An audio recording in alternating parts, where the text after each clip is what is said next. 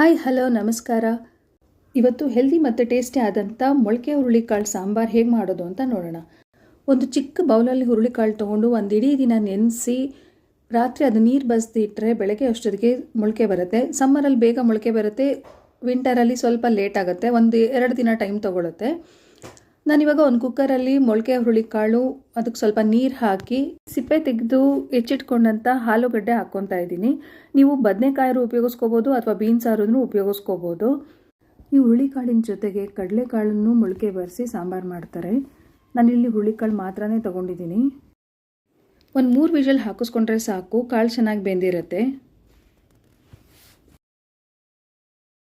ಒಂದು ಪ್ಯಾನ್ನ ಬಿಸಿಗಿಟ್ಕೊಂಡು ಅದಕ್ಕೆ 1 ಟೇಬಲ್ ಸ್ಪೂನಷ್ಟು ಎಣ್ಣೆ ಹಾಕ್ಕೊತಾ ಇದ್ದೀನಿ. ಅದರಲ್ಲಿ 1 ಈರುಳ್ಳಿ ಸ್ಲೈಸ್ ಮಾಡಿರೋದನ್ನು ಹಾಕ್ಕೊಂಡು ಚೆನ್ನಾಗಿ ಫ್ರೈ ಮಾಡ್ಕೊತಾ ಇದ್ದೀನಿ. ಗೋಲ್ಡನ್ ಬ್ರೌನ್ ಆಗೋವರೆಗೂ ಒಂದು ಲೋ ಫ್ಲೇಮಲ್ಲಿ ಇಟ್ಕೊಂಡು ಈರುಳ್ಳಿನ ಫ್ರೈ ಮಾಡ್ಕೋಬೇಕು. ಈ ಮೊಳಕೆ ಕಾಳು ಉಪಯೋಗಿಸ್ಕೊಂಡು ಬಸ ಕೂಡ ಮಾಡ್ಕೋಬೋದು. ಈರುಳ್ಳಿ ಚೆನ್ನಾಗಿ ಫ್ರೈ ಆಗಿದೆ. ಇವಾಗ ಸ್ಟವ್ನ ಆಫ್ ಮಾಡಿಕೊಂಡು ಮಿಕ್ಕಿದ ಮಸಾಲೆಗಳನ್ನ ಸೇರಿಸ್ಕೊಂಡು ರುಬ್ಕೋಬೇಕು. ನಾನು ಇದಕ್ಕೆ 1 ಇಂಚಷ್ಟು ಶುಂಠಿ, ಸ್ವಲ್ಪ ಕರಿಬೇವಿನ ಎಲೆಗಳು, ಒಂದು 10-15 ಬೆಳ್ಳುಳ್ಳಿ ಹೆಸರು,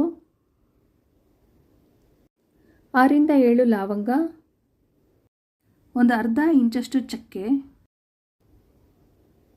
ಸ್ವಲ್ಪ ಕೊತ್ತಂಬರಿ ಸೊಪ್ಪು, ಒಂದು ಅರ್ಧ ಸ್ಪೂನಷ್ಟು ಅರಿಶಿನ, ಒಂದು 2 ಸ್ಪೂನಷ್ಟು ಸಾಂಬಾರ್ ಪೌಡರ್, 1.5 ಸ್ಪೂನಷ್ಟು ಖಾರದ ಪುಡಿ ನೋಡಿ ಹಾಕ್ಕೊಳ್ಳಿ. ಇದು ಬ್ಯಾಡಗಿ ಮೆಣಸಿನ ಖಾರದ ಪುಡಿ, ಹಾಗಾಗಿ ಖಾರ ಇರಲ್ಲ. ನಾನು 1.5 ಸ್ಪೂನ್ ಹಾಕ್ಕೊತಾ ಇದ್ದೀನಿ.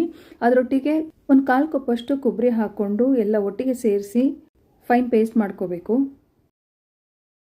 ಇವಾಗ ಇನ್ನೊಂದು ಕಢಾಯಿನ ಬಿಸಿಗಿಟ್ಕೊಂಡು ಅದಕ್ಕೆ 2 ಟೇಬಲ್ ಸ್ಪೂನಷ್ಟು ಎಣ್ಣೆ, 1 ಸ್ಪೂನ್ ಸಾಸಿವೆ, ಸ್ವಲ್ಪ ಕರಿಬೇವು, 2 ಮೀಡಿಯಮ್ ಸೈಜ್ ಟೊಮ್ಯಾಟೋನ ಫ್ರೈ ಮಾಡ್ಕೊತಾ ಇದ್ದೀನಿ. ಟೊಮ್ಯಾಟೊ ಸ್ಮೂತ್ ಆಗೋವರೆಗೂ ಫ್ರೈ ಮಾಡ್ಕೊಳ್ಳೋಣ. ಟೊಮ್ಯಾಟೊ ಸ್ಮೂತ್ ಆದಮೇಲೆ ಮೊದಲೇ ನಾವು ರುಬ್ಬಿಟ್ಕೊಂಡಿದ್ದಂಥ ಪೇಸ್ಟ್ ಸೇರಿಸ್ಕೊಳ್ಳೋಣ.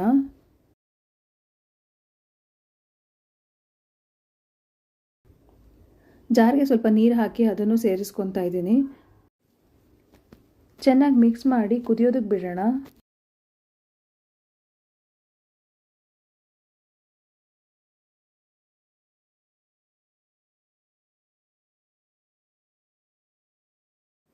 ಮೂರು ವಿಷಲ್ ಹಾಕಿಸ್ಕೊಂಡಿದ್ದೆ. ಕಾಳು ನೋಡಿ ಚೆನ್ನಾಗಿ ಬೆಂದಿದೆ.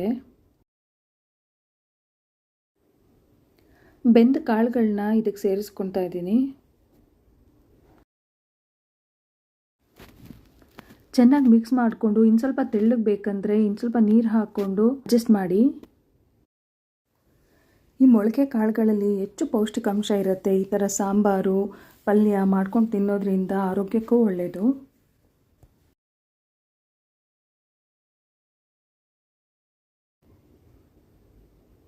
ಇದಕ್ಕೆ 1 ಸ್ಪೂನಷ್ಟು ಉಪ್ಪು ಸೇರಿಸ್ಕೊತಾ ಇದ್ದೀನಿ. ಚೆನ್ನಾಗಿ ಮಿಕ್ಸ್ ಮಾಡಿ ಕುದಿಯೋದಕ್ಕೆ ಬಿಡೋಣ.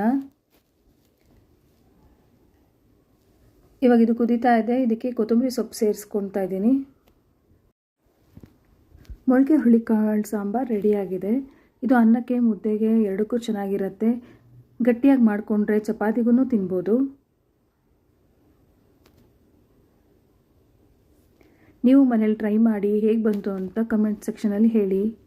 Thank you for watching. Thank you for your support.